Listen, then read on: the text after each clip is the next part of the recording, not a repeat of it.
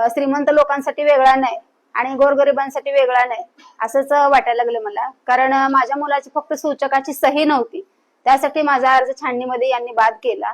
मग आज तर तिथं पूर्ण माहिती तुमची ह्याची द्यायची होती, कौटुंबिक माहिती द्यायची होती.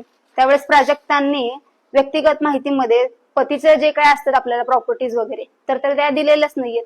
अजिंक्य राणा नावाने वेगळ्याच प्रॉपर्टीज आहेत, व्यंकटेश नावाने वेगळ्याच प्रॉपर्टीज आहेत, शेअर्स आहेत, पॉलिसी आहेत. काही तिथे गुंतवणूक कुठेही केलेली आहे, ते फक्त 0-0 केलेलं आहे, नील केलेलं आहे. पतीचं नावच टाकलेलं नाहीये एका ठिकाणी. मग माझ्या मुलाची फक्त एक सही नव्हती तर यांनी बाद केला.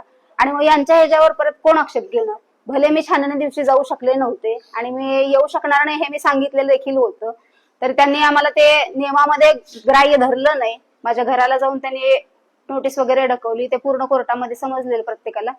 पण आता एवढंच आहे की त्यांच्यावर किती कर्ज होतं, किती स्थावरची प्रॉपर्टी होती, जंगम मालमत्ता किती होती, ती मी माझ्या मिस्टरांची जेवढी होती ती मी पूर्णपणे लिहिलेली आहे प्रतिज्ञापत्रात.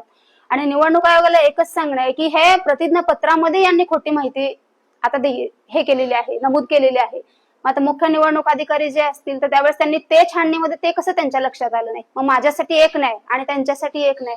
मग आता मी सोलापूर जिल्हा सत्र न्यायालयामध्ये याच्या विरुद्ध दाद मागू शकते, म्हणून मी आज ते अपील केलं.